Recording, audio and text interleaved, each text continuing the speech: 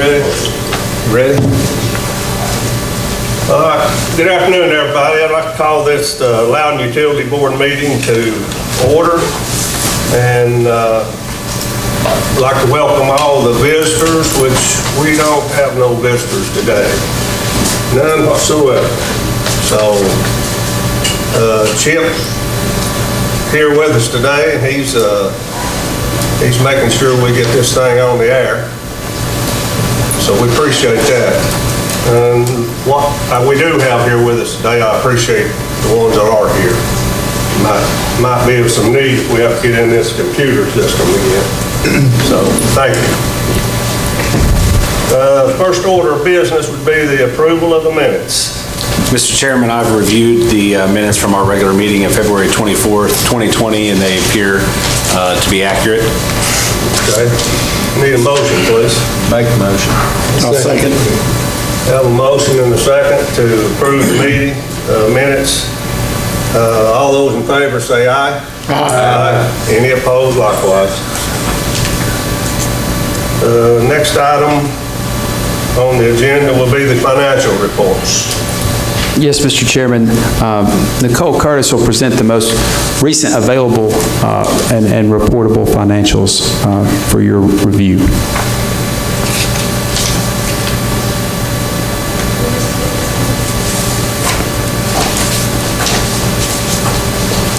We discussed the financials at the workshop last month. I just wondered if anyone had any questions on the totals for the reports through January. That we already discussed these. There's nothing new to them. Through January, you can see our electric sales volumes were down this winter. Gas is down. We are still on track to meet our budget. Water and sewer, we're tracking along as they always do. We talked about several capital improvement projects that are needed in the water department and what it will take to fund those projects. But that was the financial reports we discussed at the workshop. If there's no more questions, I didn't have anything else to add to that. You got any questions, Bart? I didn't know. Oh, okay. Anybody? No. Thank you for coming. Appreciate it. Well, we need a motion for the financial reports. I'll make a motion, we set the financial report. Second. Have a motion and a second. All those in favor say aye. Aye. Any opposed, likewise. Well, the first item for board action today is adopting the purchase procedure policy. Yes, we had a strong carryover from our workshop earlier this month. The business items there presented were received favorably with comments. And what we've done is we've incorporated your comments in revisions to the items discussed. We'll start with the purchasing policy. And a concern exhibited by the board was multi-year contracts and allowing long-term agreements to go into place without board review. We've ratcheted that back all the way down to just a single year. And as you can see on the screen, that paragraph has been revised to that effect.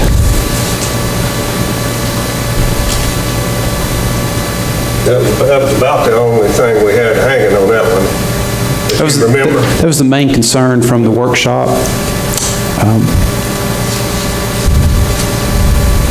Now, is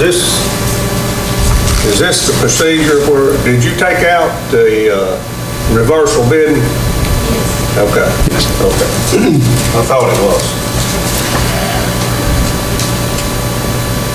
Is this something you'd like us to adopt today, or? It is part of our strategic plan from our strategic retreat of some years past, and it's on our to-do list. It was directed to me that one be created and put forward as a recommendation for your approval, and this is the time to do that if you feel that it's timely. Okay. Anybody doesn't have any problems with it, I'll entertain a motion. I'll make a motion to move on to the purchase price. I'll second that. All right, we have a motion and a second to adopt purchase and procedure policy. All those in favor say aye. Aye. Any opposed likewise. All right, the next one is comprehensive revision of the personal rules and regulations. Personnel rules and regulations. Yeah, don't let the word comprehensive fool you. We reformatted and reorganized the personnel rules, but there's no changes other than the two discussed at your workshop. The first of those changes was the removal of a residency requirement inside the district. The second is a rewrite of the existing nepotism policy, and it is being rewritten in the manner shown on the screen. What it basically does is incorporate what's happened in the past, and in the past we have hired relatives, but inside different departments and in manners that don't conflict with any internal control measures in finance. Questions? I can go with that. Now, doesn't this also include hiring outside the area? Yes, and the reason that's not on the screen is just that provision is deleted. Okay, my understanding, not so much about the nepotism, because to me, if you're taking that out, then you're, like you said, hiring the best man according to the criteria in front of them. But my understanding was if they lived within our area, that was kind of a baby step forward. Yes, They had one yes. go over the line. Yeah, two. That's still, although it's not a disqualifier, it is a bit of a qualifier. It absolutely is in terms of public safety, critical operations, ability to respond. The closer one lives, the greater advantage they have in terms of two people standing equally qualified. Okay. I just wanted to make sure I had that part clear. Notice we have an exception on some relationships, all right?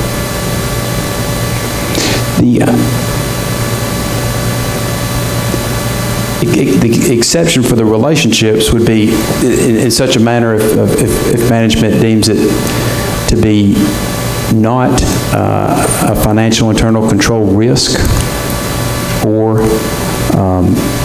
that we're hiring the best person available for the job, and if they just so happen to have a relative within the organization, we would make sure that they would be applying for a position in another department. So my only question, I guess, is that the policy then, if it doesn't address the relationship, that means it's exempt for the reason that you stated. Yes.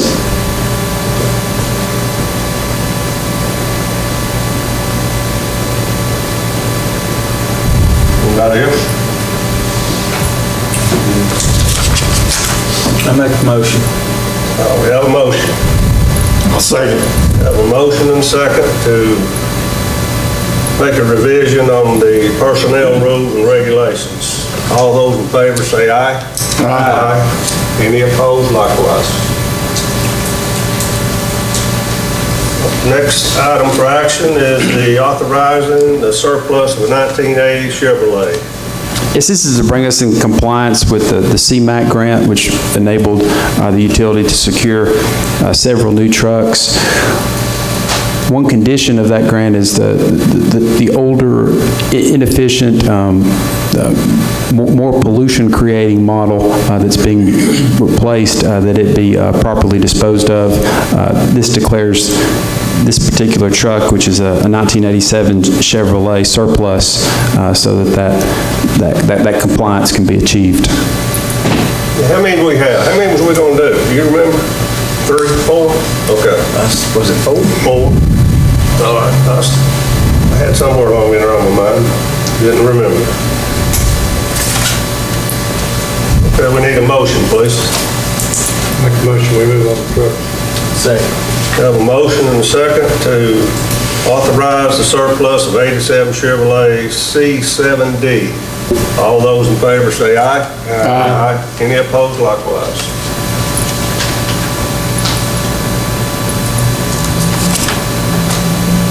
Next item on the agenda is establishing the natural gas rates for April 2020. The cost of natural gas to deliver to the city gate did decrease for the month of March. This converts to a rate of $1 per 100 cubic feet of gas billed after April 1. That is the lowest I've seen in the 3 years I've been here. Yeah. Need a motion, please. I'll make a motion. Second. Motion and a second to establish gas rates for April 2020. All those in favor say aye. Aye. Any opposed likewise?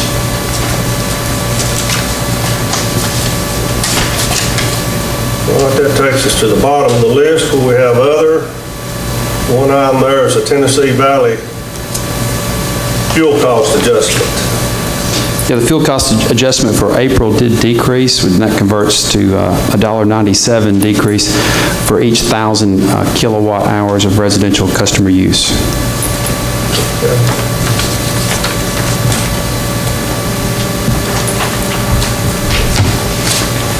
Do we still want to have that executive session this evening? I think we could table at that point. You've each received a copy of our most recent correspondence on that subject matter, and we did establish a deadline in that letter of April the 23rd. So, and that's before your next meeting. So, I think an executive session after that date and during April might be more a better use of your time. Okay. All right, thank you. Ty, you have anything else for us today?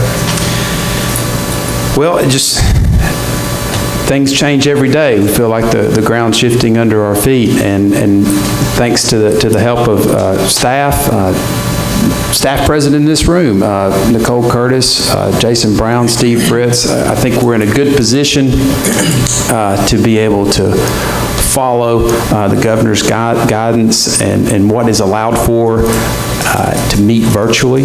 I think we'll be prepared for that if needed in April.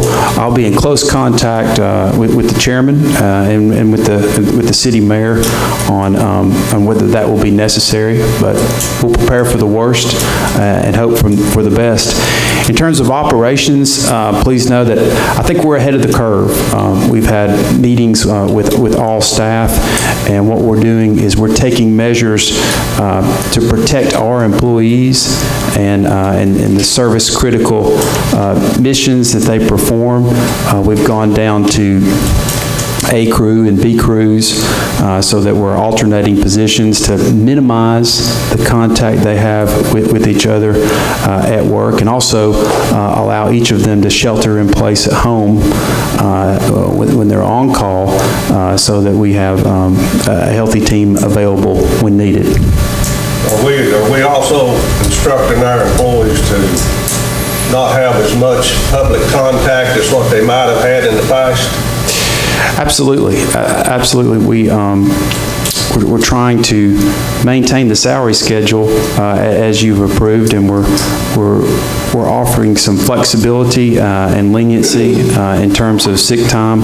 It's more important at this point right now to exercise separation, social distancing, so that we keep our team as healthy as possible throughout this crisis. Right.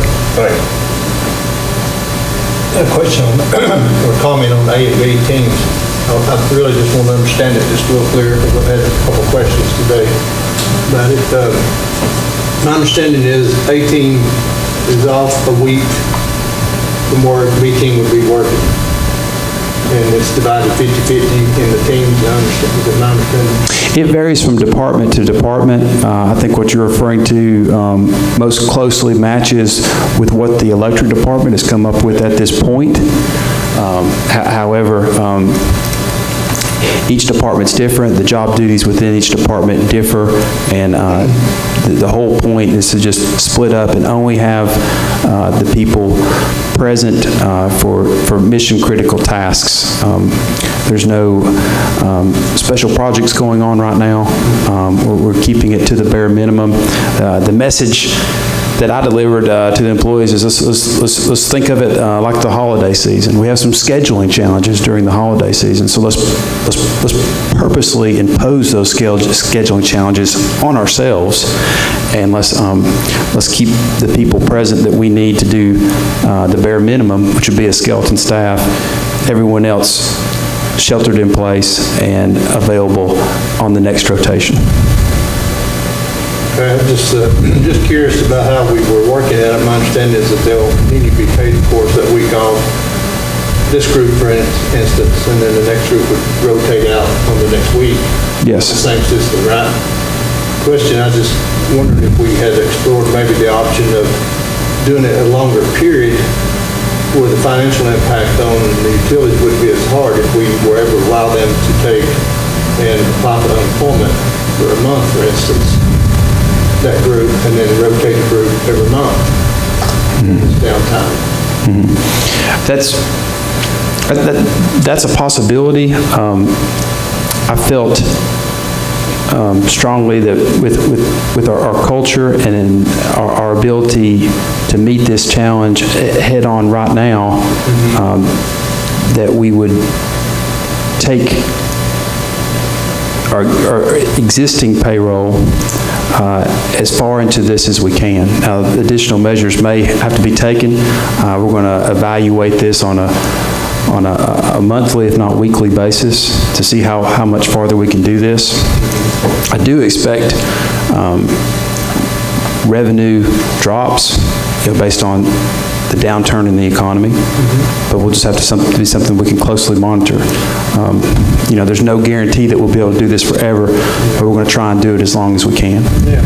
Well, and again, my concern is that very exact reason I bring that up is because I assume that our taxpayers are going to struggle to meet their bills and to pay their utility bills, and yet we're still going to do our best to compensate the workforce, and I'm all for that. Don't get me wrong, I'm not trying to send a mixed message.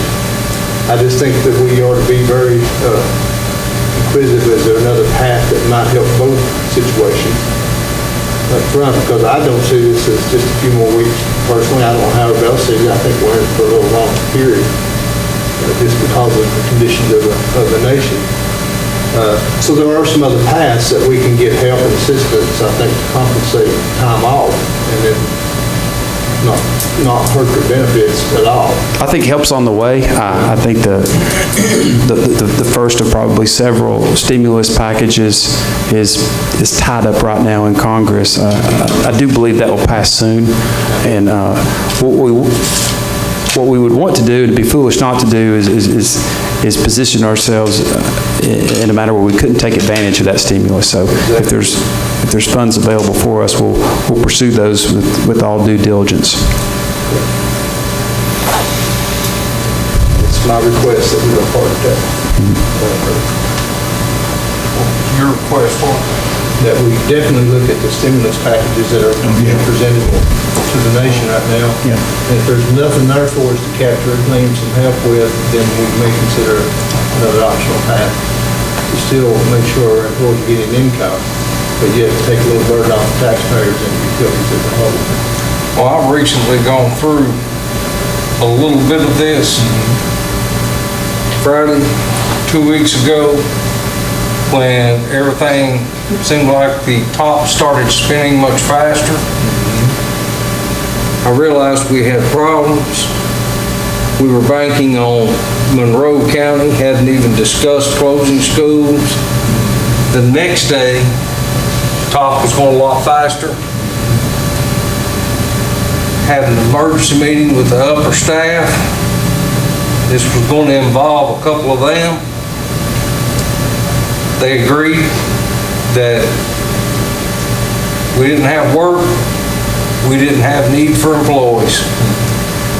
When Governor Lee closed the state school system the next day on Sunday, Monday morning, every employee I have but 3 received a layoff notice.